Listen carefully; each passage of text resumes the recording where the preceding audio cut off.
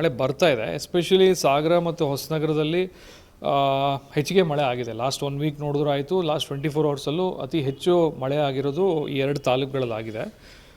Basically ನಮ್ಮ ಇವತ್ತು ಸಾಗರ ಹೊಸನಗರ ತಹಸೀಲ್ದಾರ್ಸು ಸಹಿತ ಅಲ್ಲಿ ಶಾಲೆಗಳಿಗೆ ರಜೆ ಘೋಷಣೆ ಮಾಡಿದ್ದಾರೆ. ಯಾಕಂದರೆ ಮಕ್ಕಳಿಗೆ ಶಾಲೆಗೆ ಬರಲಿಕ್ಕೆ ಸಮಸ್ಯೆ ಆಗ್ತಾ ಇರೋದು ನಮಗೆ ಗೊತ್ತಾಗಿದೆ.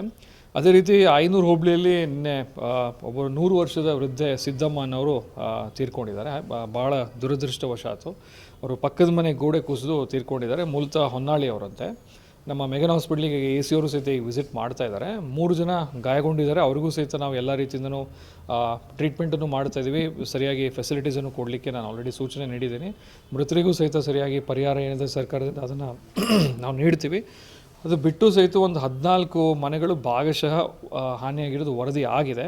ನಮ್ಮ ಎಲ್ಲ ತಂಡಗಳಿಗೆ ನಾವು ಅಲರ್ಟ್ ಆಗಿರೋದಕ್ಕೆ ತಿಳಿಸಿದ್ದೀವಿ. ಎಲ್ಲರೂ ಹೆಡ್ ಕ್ವಾರ್ಟರ್ನಲ್ಲೇ ಇರಬೇಕು.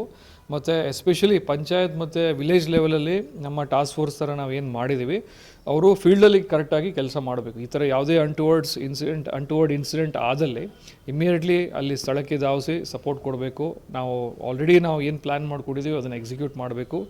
ಎಲ್ಲ ಕಂದಾಯ ಇಲಾಖೆ, RDPR ಆಗಿರ್ಬೋದು, ಫಾರೆಸ್ಟ್ ಇಲಾಖೆ, ಪೊಲೀಸ್ ಇಲಾಖೆ ಇವೆಲ್ಲರೂ ಸೇರಿ ಜಾಯಿಂಟಾಗಿ ಇದನ್ನು ನಾವು ಹ್ಯಾಂಡಲ್ ಮಾಡಬೇಕಾಗತ್ತೆ. ಈಗಾಗಲೇ ಅವರಿಗೆ ನಾವು ಡಿರೆಕ್ಷನ್ಸ್ ಕೊಟ್ಟಿದ್ದೀವಿ, ಅದನ್ನು ಅವರು ಫಾಲೋನೂ ಮಾಡ್ತಾ ಇದ್ದಾರೆ. ಮತ್ತು ಫಾರೆಸ್ಟ್ ಡಿಪಾರ್ಟ್ಮೆಂಟಿಂದನೂ ಸ್ವಲ್ಪ ಎಲ್ಲೆಲ್ಲಿ ಮರಗಳು ಬೀಳ್ತದೆ ಈಗಾಗಲೇ ನಾವು ಸುಮಾರಷ್ಟು ಕ್ಲಿಯರ್ ಮಾಡಿದ್ವಿ. MPMಯಿಂದನೂ ಸುಮಾರು ಕ್ಲಿಯರ್ ಮಾಡಿಸ್ತಾ ಇದ್ದೀವಿ. ಅದನ್ನು ಸಹಿತ ಸ್ವಲ್ಪ ಈಗ ನಿಗಾ ವಹಿಸಲಿಕ್ಕೆ ಅವ್ರಿಗೂ ತಿಳಿಸಿದ್ದೀವಿ. ಎಲ್ಲೆಲ್ಲಿ ಈ ಥರ ವೀಕ್ ಮರ, ನಮ್ಮಲ್ಲಿ ಈ ಮರ ಬಿದ್ದು ಜನಕ್ಕೆ ಹಾನಿಯಾಗೋದು, ಆಸ್ತಿ ಪಾಸ್ತಿ ಹಾನಿಯಾಗೋದು ಜಾಸ್ತಿ ಇನ್ಸಿಡೆಂಟ್ಸ್ ರಿಪೋರ್ಟ್ ಆಗಿದೆ ಹೋದ ವರ್ಷ ನಾನು ನೋಡಿದಾಗೂ ಸಹಿತ. ಸೊ ಆ ಥರದಕ್ಕೆ ಸ್ವಲ್ಪ ನಾವು ಜಾಸ್ತಿ ಮುನ್ನೆಚ್ಚರಿಕೆ ವಹಿಸಲಿಕ್ಕೆ ತಿಳಿಸಿದ್ವಿ. ಆಲ್ರೆಡಿ ಲಾಸ್ಟ್ ಇಯರ್ ನಾವು ಜಿಯೋಲಾಜಿಕಲ್ ಸರ್ವೆ ಆಫ್ ಇಂಡಿಯಾ ಅವರ ಮುಖಾಂತರ ಒಂದು 300 ಸ್ಥಳಗಳನ್ನು, ಮೈನರ್ ಆ್ಯಂಡ್ ಮೇಜರ್ ಸ್ಥಳಗಳಂತ ಗುರುತಿಸಿದ್ವಿ.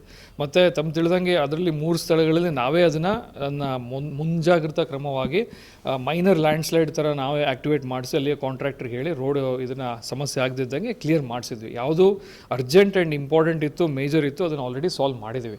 ಅದನ್ನು ಬಿಟ್ಟು ಸಹಿತ ಈ ಸದ ನಮಗೆ ಆಲ್ಮೋಸ್ಟ್ 4.25 ಕೋಟಿ ಮಿಟಿಗೇಷನ್ ಫಂಡ್ ಅಂತ ನಮಗೆ ಸರ್ಕಾರದಿಂದ ಇದಕ್ಕೆ ಸಹಾಯ ನೀಡಿದ್ದಾರೆ. ಅದರಲ್ಲೂ ಸುಮಾರು ಒಂದು 80 ಮೈನರ್ ಕಾಮಗಾರಿಗಳನ್ನು, ಕಾಲ್ಸಂಕಗಳನ್ನು ಇವನ್ನೆಲ್ಲ ತೊಗೊಳ್ತಾ ಇದ್ದೀವಿ. ಅಂತಲ್ಲಿ ಎಲ್ಲಿ ಎಸ್ಪೆಷಲಿ ಲ್ಯಾಂಡ್ಸ್ಲೈಡ್ ಅಫೆಕ್ಟೆಡ್ ಏರಿಯಾದಲ್ಲಿ ನಾವು ತೊಗೊಳ್ತಾ ಇದ್ದೀವಿ. ಆ ವರ್ಕ್ ಸಹಿತ ಈಗಾಗಲೇ ಸ್ಟಾರ್ಟ್ ಆಗಿದೆ.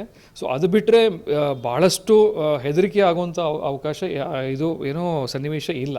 ಎಸ್ಪೆಷಲಿ ಹುಲಿಕಲ್ ಘಾಟು, ಆಗುಂಬೆ ಘಾಟದ್ದು ನಾವು ಭಾಳ ನಿಗಾ ವಹಿಸಿದ್ದೀವಿ. ಆಗುಂಬೆ ಘಾಟಲ್ಲಿ ಈಗಾಗಲೇ ನಾವು ಮುನ್ನೆಚ್ಚರಿಕೆ ಕ್ರಮವಾಗಿ ಹೆವಿ ವೆಹಿಕಲ್ಸ್ ಮೂವ್ಮೆಂಟ್ ಏನಿದೆ ಅದನ್ನು ರಿಸ್ಟ್ರಿಕ್ಷನ್ ನಾವು ಆಲ್ರೆಡಿ ನಾನು ಮತ್ತು ಉಡುಪಿ DC ಇಬ್ಬರು ಮಾಡಿದ್ದಾರೆ.